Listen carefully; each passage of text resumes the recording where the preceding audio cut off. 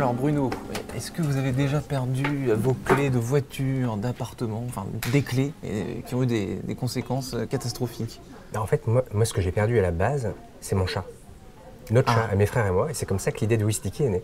Et, Il se cachait un petit peu partout, ouais. et on cherchait un moyen rigolo de le faire sonner, et de le géolocaliser, et Wistiki est né comme ça. Et avant Wistiki, vous l'avez quand même retrouvé? Oui, on le retrouvait, mais pas tout le temps, il se cachait bien, donc c'est comme ça que Wistiki est né, pour la petite anecdote.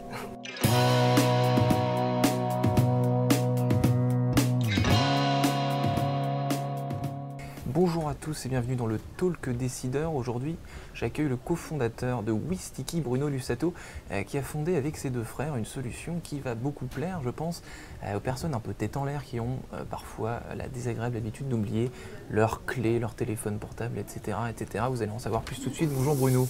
Bonjour Quentin. Alors, à quel moment est-ce qu'on a cette idée familiale, du coup, avec ses deux frères, de fonder Wistiki, l'animal de compagnie? Donc cette première histoire, c'est la vérité, c'est pas du storytelling. Ah, c'est la vérité. Alors, c'est sûr que derrière l'anecdote du chat, je pense qu'il y a une prédisposition familiale et on est globalement tous les trois très tête en l'air.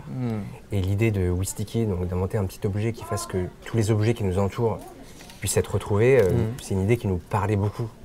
Parce qu'on perd beaucoup de nos affaires. Donc l'origine de cette entreprise est amusante, mais à quel moment vous vous êtes dit que quand même il allait se passer quelque chose? À quel moment c'est devenu sérieux, entre guillemets, cette entreprise? C'est là qu'on revient à l'anecdote du chat et c'est assez rigolo. Au début, on a fait un petit objet. Mon frère était centralien à l'époque de l'idée et du chat. Et lorsqu'on a fait ce petit prototype, qu'on mettait sur notre chat et on faisait sonner le chat, et c'était très rigolo, on en parlait aux gens. Et les gens, en fait, imaginaient plein d'applications. Ils disaient, oui, mais moi, je pourrais le mettre à mes clés, je pourrais le mettre dans ma voiture, sur mon portefeuille. Et c'est là qu'on a réalisé, en fait, que le potentiel de Wistiki allait bien au-delà du cas d'usage très particulier de le mettre sur un chat. Et donc ça ressemble à quoi un Wistiki? En gros, c'est un widget qui fait la taille d'un badge pour rentrer dans son immeuble, quoi. Ouais, c'est ça, c'est vraiment comme un porte-clés. En fait, si vous ne le saviez pas, vous verriez un porte-clés. Aujourd'hui, on a trois objets.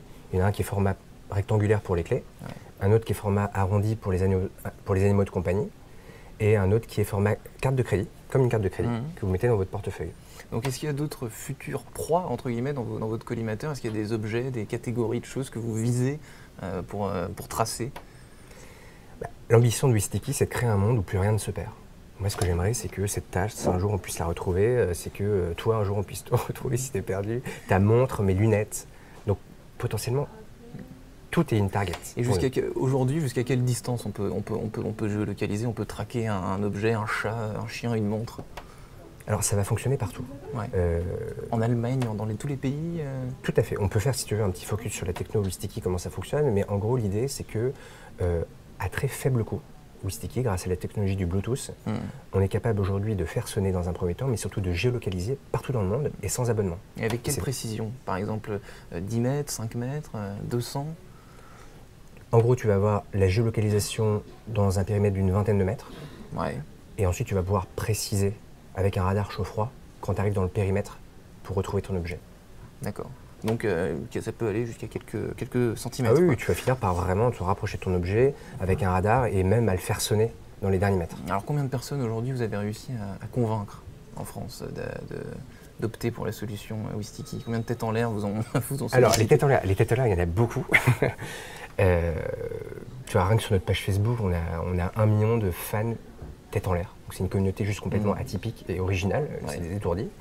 On ne les a pas tous convertis en clients, mais il y a quand même aujourd'hui un certain nombre de centaines de milliers de Français qui ont déjà acheté des Wistiki. Donc ça fait quand même beaucoup. Le client type, c'est quoi? C'est qui? Il a quel âge? Un homme, une femme? Alors c'est une question qu'on nous pose beaucoup. Et la réponse est assez déroutante parce que je crois que c'est assez rare les business comme ça. On n'est pas capable de tirer un client type.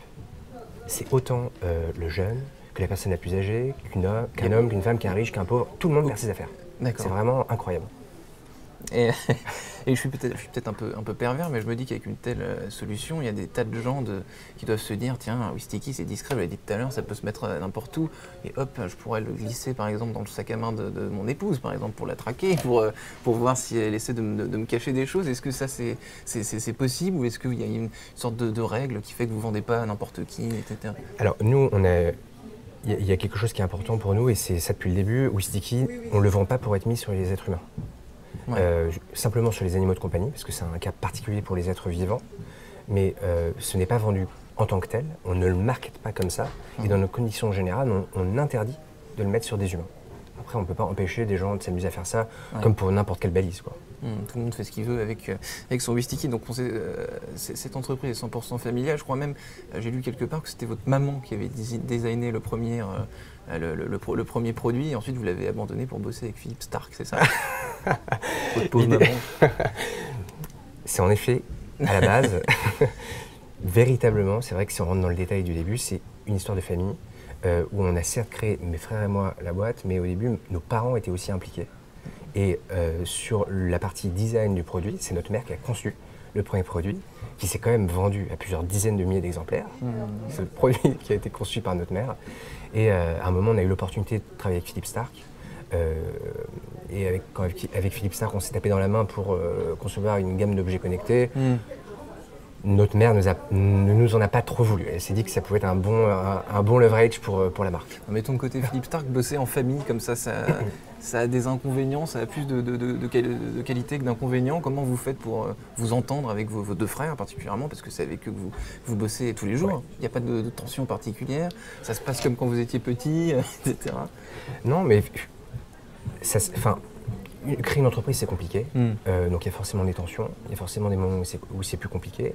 Mais le fait de se faire confiance, je pense que c'est le plus important. Il n'y a pas eu de trahison de quelqu'un qui voulait être plus important que l'autre, je ne sais pas qui. Non, mais non, parce qu'en fait, il y a toujours quelque chose qui va prévaloir, c'est la famille. Il y a toujours quelque chose qui va prévaloir, c'est la famille, donc c'est le plus important. Et donc le management chez Wistiki, ça ressemble à quoi? Vous êtes combien? Vous êtes où? Comment vous êtes organisé? Alors au début, quand on s'est lancé les premières années, on avait vraiment divisé tout ce qu'il fallait faire en trois. Voilà, moi plutôt les médias, la finance, la stratégie. Hugo plutôt.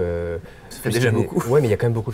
Il faut quand même avoir en tête qu'un objet connecté comme Wistiki, c'est quand même particulièrement compliqué parce qu'il y a du hardware, il y a du software, il y a du marketing, il y a du retail, il y a de la logistique. Donc il y a énormément de choses à faire.